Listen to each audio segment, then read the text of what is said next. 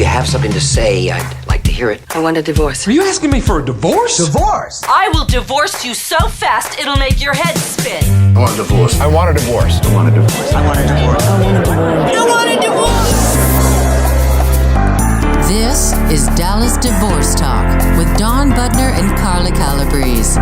Dawn and Carla guide you deep inside the world of divorce through all the ins and outs, ups and downs, and any unexpected turns. Now, your hosts to have and to hear, Dawn Budner and Carla Calabrese.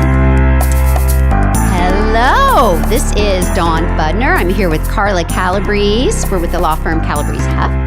And we bring you Dallas Divorce Talk on onairlive.com. We're here with our favorite producer, Kevin.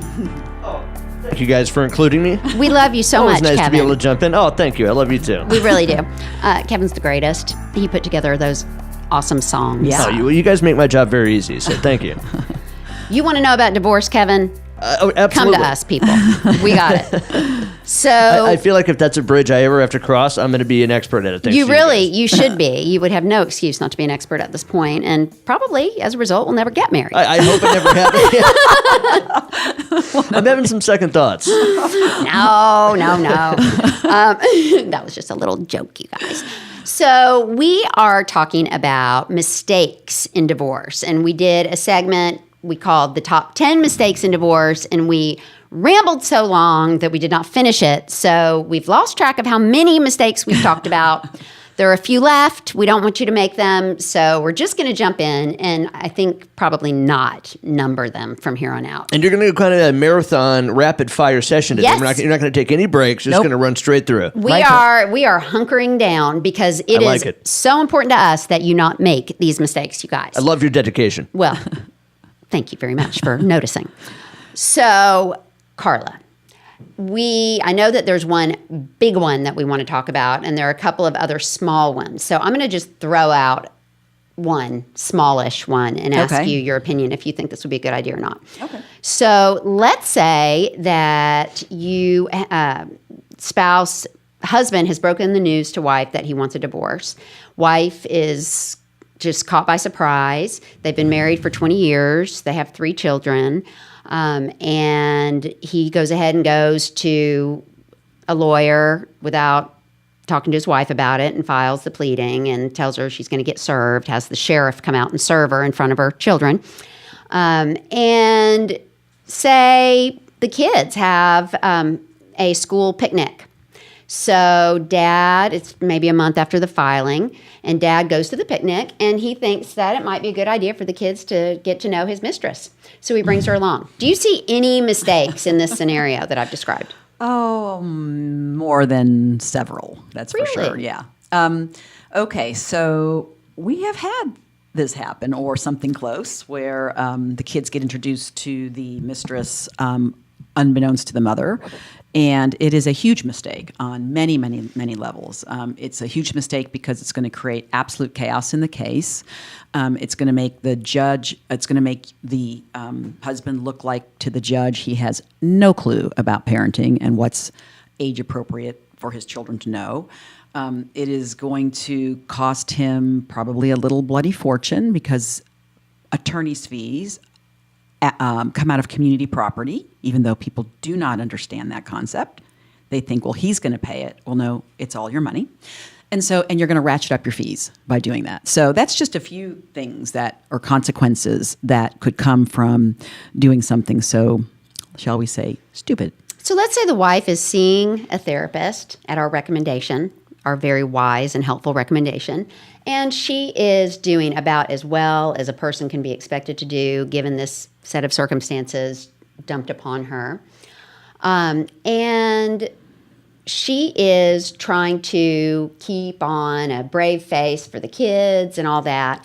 When he shows up with his girlfriend from Hooters, do you think that wife is going to be able to maintain that, brave exterior? Or do you think, A, which of these is most likely? A, she is going to leave the picnic and call her lawyer and say, we need to pull out the guns right now. Or B, do you think she's going to go on a huge shopping spree? That's very likely if I'm the spouse. Or 3, do you think that she and the kids together are going to jump on the Hooters girl and strangle her? Which is most likely? Probably all of the above. No, I mean, seriously, that, again, I mean, I had a client once who got, this is pretty funny. She got in the mail, she lived in the marital home during the divorce, and there was a Tiffanys letter that came in the nice, that really pretty blue color that I love. Anyway, so she opens it up and she sees a receipt for an extraordinarily expensive piece of jewelry. And she thinks, how sweet, despite the divorce. And she's thinking to herself. So sweet. So she marched herself off to, I don't know where, somewhere equally as expensive, maybe more, and tripled the price of the item, which it was not an inexpensive item. So yeah, that's the stuff that happens. I mean, you just got to be smarter than that, and bringing and the issue I think with this particular fact scenario is that that you really harmed your kids. I mean, that's the thing that we have to think about when you're doing these mistakes or making these mistakes is how are you impacting your kids? Some of these mistakes really negatively impact your children. That is very true. And that is a real problem. And I mean, involving your kids in your divorce, and that's kind of involving them. It's not the kind of involving them we think, but this is another mistake that people make, right? We have people who talk about the divorce to their 10-year-olds.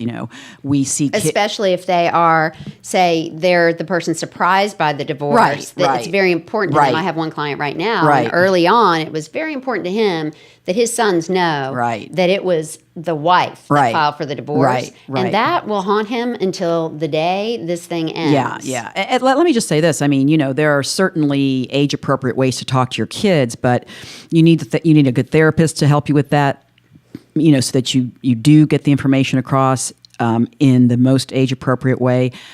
Which doesn't include, necessarily the kids needing to know every which detail. Spouse pushed for the divorce and which didn't. No. Because this is, I mean, honestly, it surprises me how hidden this concept seems to be for a lot of people, and maybe just because we do this all the time, we see it all the time. But anything you say or any attitude you exhibit in front of your children that is negative toward their other parent damages the kid. Yeah. Period. End of sentence. That's a fact. Yeah. So justify, rationalize, but that's all you're doing. Yeah. Involving kids is never a good thing. I mean, Give other examples of how people do that. Running information between, as the children go between the homes, right? And this could see, that would probably surprise people to think that that's what we're talking about. Right. Give an example. Yeah. Well, let's say like tell your dad that he's a mother. No, not like that. Oh, not like sorry. that. Okay. Although I've certainly heard that. Johnny, here are some bills that if Daddy doesn't pay, we're going to be kicked out of our home. Could you bring these? Right there. Can you bring these to him since you're going to see Daddy tonight on Wednesday night for your pathetic 2 hours?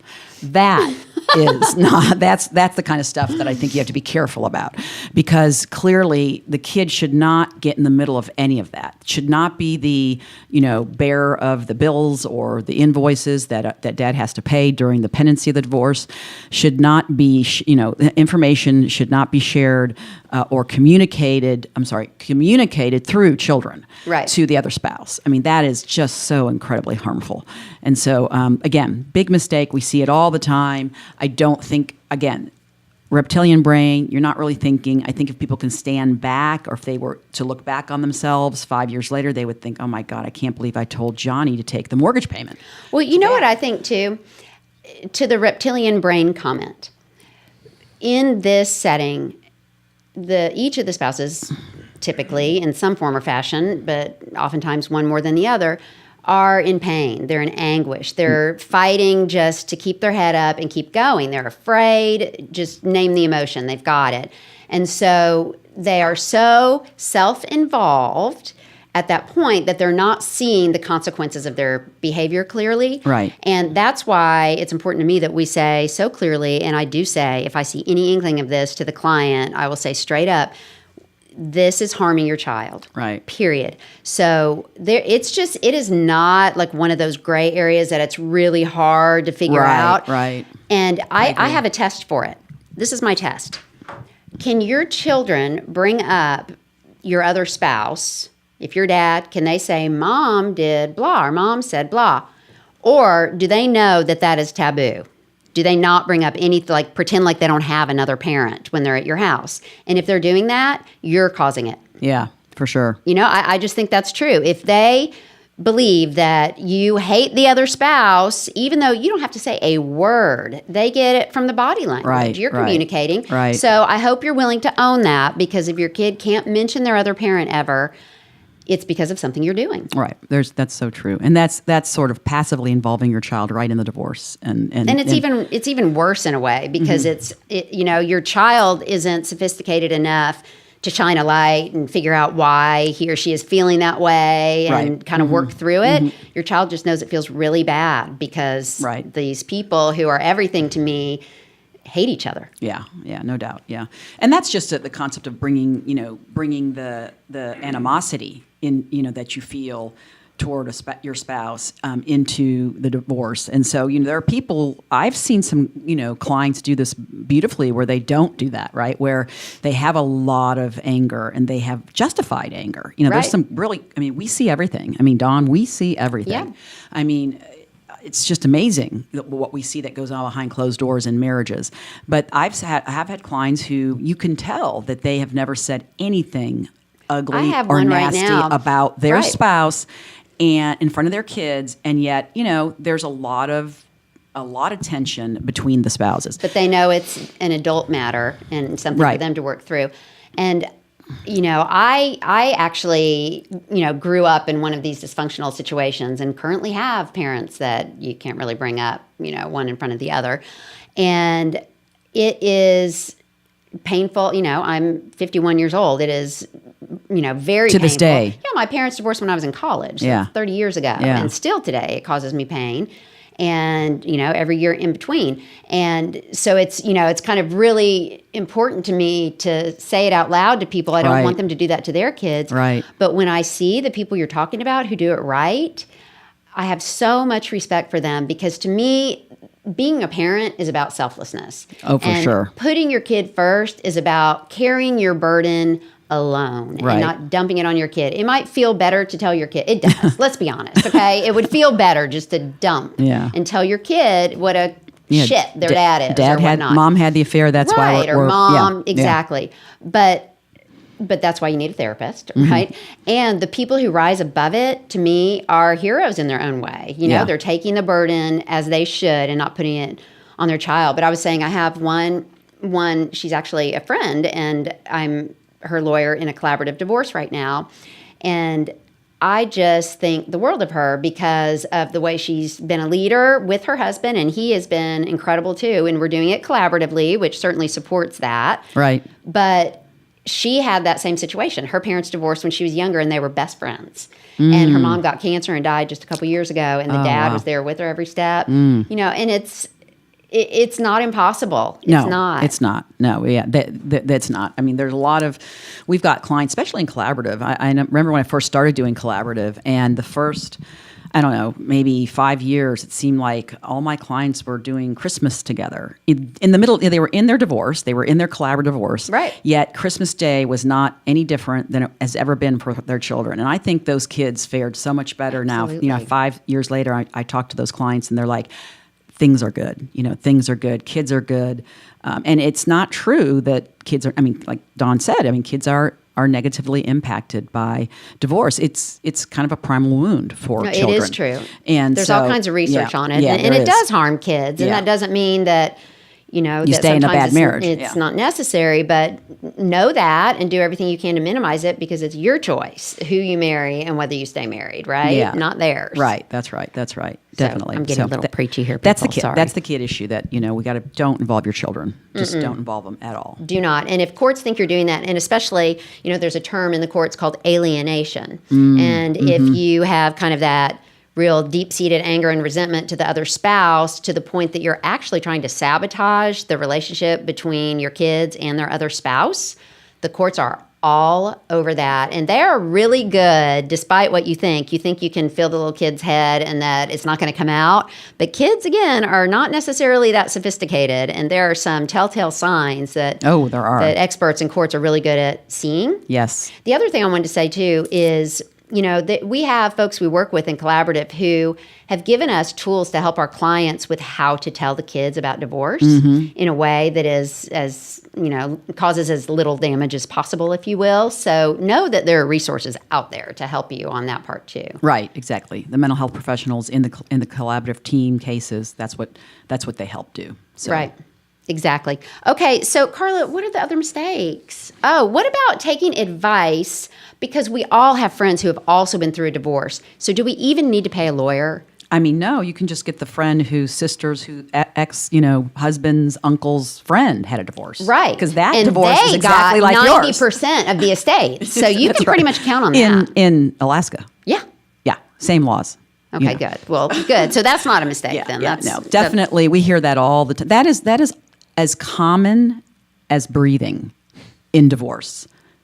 What somebody else is telling my client, or what they heard on the street, or my friend got 100% or 80%, it's unbelievable. It's just unbelievable. It's almost always when I get that question, that feedback, it's almost diametrically opposed to what the real law is.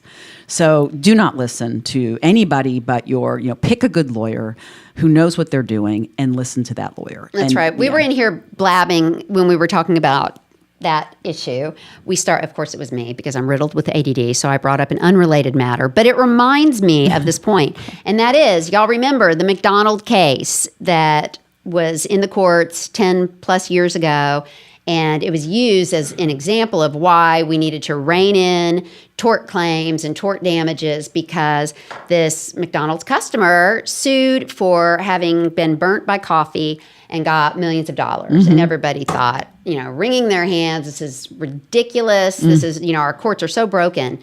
And as a lawyer, what strikes me about that is not that sometimes there aren't ridiculous claims and or verdicts, because sometimes there are, but unless you are in the courtroom and you see the evidence, you are in no position to speak to that. Right. And in that case, and Kevin, just being the loyal producer he is, jumped right in with me and said, I read about that too. Definitely. Because people always thought it was so ridiculous. Yeah. They even made fun of it on Seinfeld. Exactly. See?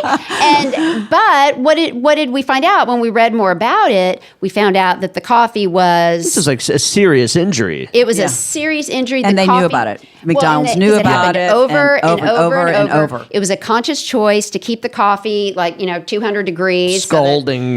Yes. And so it was about that. And it was about a very severe injury. And it was, could have been with avoided. malice. Could have been avoided. Right. Could have been avoided. And so that's my message of the day, is really in any case, and I know this just because I've seen it enough times, I know not to judge unless, like O.J. Simpson, I'm actually watching the case while it goes, and then I judge. Believe me, people, I judge. But we all do. Don't listen to anybody but your lawyer with respect to the law. Right, because every case is different. It depends on the evidence and facts presented, and like we said before, sometimes it's not possible to recreate circumstances as they were. Sometimes something goes amiss or whatever. But just know that, everything's complicated. That's why you need to have a good lawyer. We'll help you. All right, so I think we're done talking about mistakes, Kevin. I think you're pretty much wrapped up. I know. You're already down to 30 seconds again. Oh yeah, gosh. We are so good at We this are so timing. good at talking, Carla. If you guys need someone to talk and fill time for you, call us. But otherwise, be sure you visit us at calabresehuff.com, at Dallas Divorce Talk, our Facebook, Twitter, and watchonairlive.com. Perfect. Yay! I did it right. That's the first time, I think. All right. Well, thanks for being with us. And please let us know your questions so that we can answer them next time on Dallas Divorce Talk.